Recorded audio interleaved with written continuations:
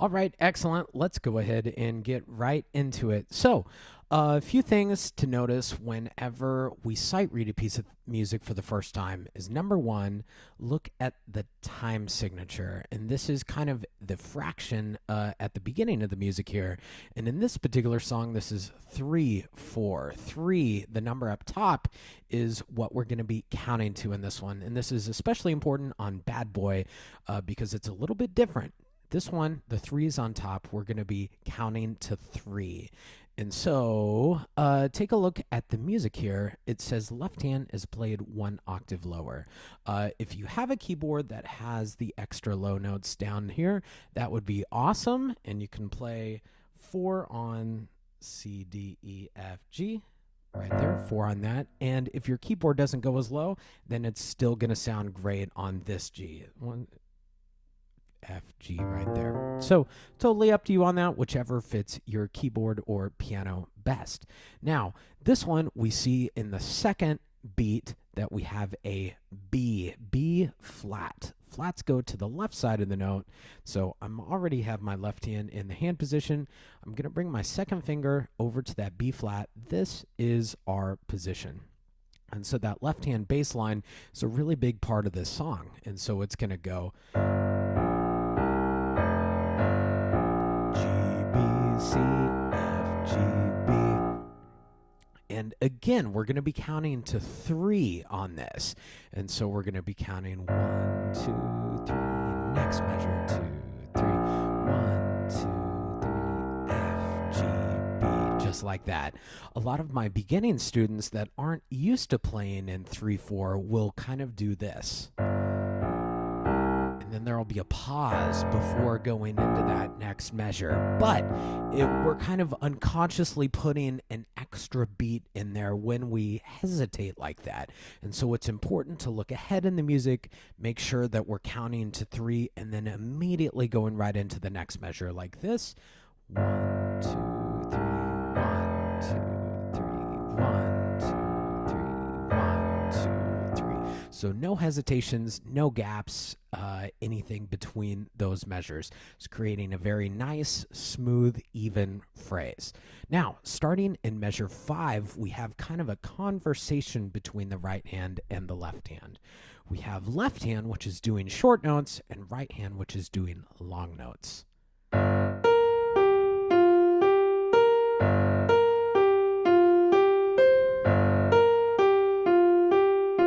Everything is in these nice, already laid out 5-finger positions. Your right hand 4 is going to be on B flat. That'll be above middle C. We'll go, here's high C, step down would be B, and to find the flat, flats go to the left. So this is regular B, here's flat, you're going to play it with a 4 there. So short, long, short, long, long, long, long, long, short. And here, we're doing hands together. Notice it's kind of tough to juggle. Right hand is playing long with those slurred or curved lines there. You could also call those legato markings. Very long, very smooth, very connected in the right hand. And there's a small dot under that left hand. That tells us it's staccato or played very short or detached. So listen to the difference. Here's my right hand. It's very long. There's no breaks, no hesitations, no gaps in the sound. It just goes from one note to the next. Listen again. Now, if it was staccato, here's what it would sound like. There's lots of space, lots of gap in between the sounds there, but that curved line over the top of the note tells us we're playing it very long, very legato, connected. Now, again, here's the left hand. It has that dot underneath it. This is staccato. We're playing that short. 2, 3, short, 2, 3. Now, the trick is to combine the hands. So my left hand is playing short, my right hand is playing long. Listen to that. I'll start right from measure 11.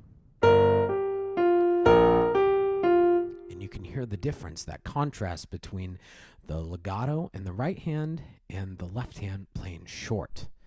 Now, take a look at measure 15. This is one of my favorite parts of the song. And right hand has a pretty cool phrase here. Let me play that for you. And so to achieve that, what's going to happen is we're going to rest on beat 1. This is starting in measure 15. B, G, F. Now in your music, there should be a 2 on D. And so we're going to cross over our thumb to the D right there. Bring our thumb under. And then over again in measure 17 with a 2 on B flat in 17. So I'll play from 15 through 17, just right hand, and watch me. Rest. B, G, F, over, under, over. And so fingerings, I've thought really hard about the fingerings in these pieces, and so those are always there to help you play this song, not hurt you. So let me play from measure 13. We have a left, right, left, left, left, left. Over, under, over. And then check out what the left hand is doing here in 17. We've heard that before. Hey, it's just like the same thing as the beginning, right? It's just the exact same bass line right there, just with a right hand note over the top. Look at what's happening in 21. It should look familiar. We have this left, right, left, left, left, left. Over, under. Where have we seen that before? Check out measure 13. We just talked about it, and it even has the exact same over, under sort of sound there. Measure 13 is the same as 21. Measure 14, same as 22. And a lot of this is the same. The only difference is the right hand note right in measure 25. Instead of going over to the B flat like we do in 17, we're actually just going to stay right there. It's actually a little bit easier than 15. So let me play that for you. 21. Left, left, left, left, right hand. We're still going to cross over, under, and stay right there. My 2 is just going to play a D right where it is. And listen to that left hand. Again, we've heard that before. That's our bass line from before, right? From the beginning, we play that a lot. Now, in your music, you're also going to see a DS al coda. And for music, that means dal signa al coda. And so we're going to be looking for a funny-looking sign, a funny-looking symbol that should be in measure 5. And it kind of looks like a cross between a % sign and a money sign, somewhere kind of in the middle of there. It's a weird looking symbol, and in your sheet music, it should be in measure 5. That tells us to go back to measure 5, and we're going to play until the music tells us to go to the coda. So we play 25 right here. In DS all coda, where do we go? We see the funny looking symbol. We're going back to measure 5. Just like the beginning, this is all the same. This is all the same. Now, in your music, there's a little text box underneath that says to coda. Now, another funny looking symbol in measure 29 in your sheet music, it should look kind of like a circle with a T, or kind of a crosshair looking symbol right in measure 29. This is the coda. This is our symbol for the coda. The coda is the ending or the last section of the piece. And so we're going to skip ahead right to the coda sign, right in measure 29. We're going to skip everything and just go straight to there.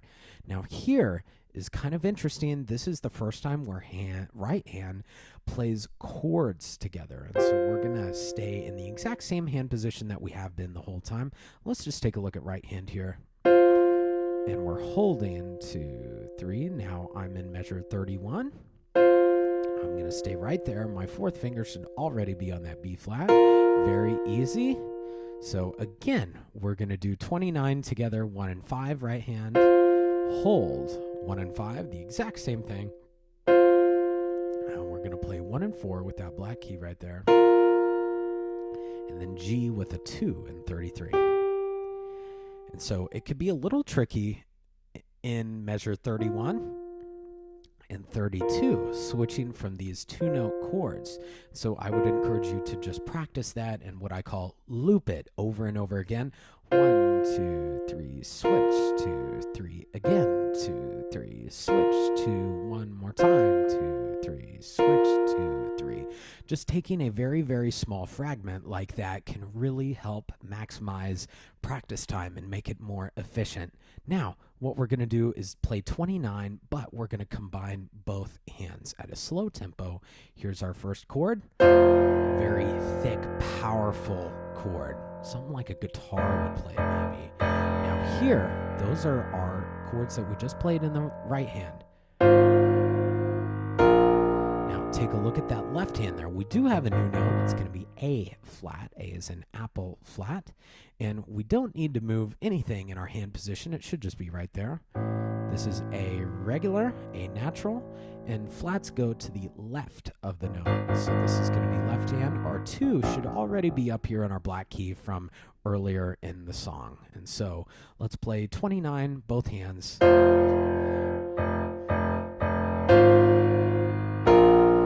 then look what's happening in 33. Hey, that left hand sounds familiar. This is our bass line from before. And then what happens here is we just go ahead and repeat it back to 29. It's exactly the same thing, no different. This is all the same thing. Now we go to the second ending here. We're going to skip ahead to the second ending in 37. Ooh, that left hand sounds familiar. That's the bass line we've been doing the whole time. What about the right hand? This is something new. Hey, that sounds familiar. It's exactly the same notes, same rhythm as that left-hand bass line that we've been doing the whole time. The only difference here is that it's happening at the same time as the left hand. And so when you're doing this, practice it very slowly. G, B, C, F, G, B. And that is the tune. Well, something you can do here as well, 37, it's meant to kind of be a surprise ending. It's growing, growing, growing, growing, growing, growing, and then it is a short note. Those dots that we've seen before, staccatos on that very last note there, it's supposed to be the loudest that we've been on the piece and very short last note. So let me play 37 for you. I'll talk you through it. We're going to play louder here, louder, louder, louder, louder, louder, short. That is the tune. Awesome. Thank you so much for joining us on Musico. I'll see you next time.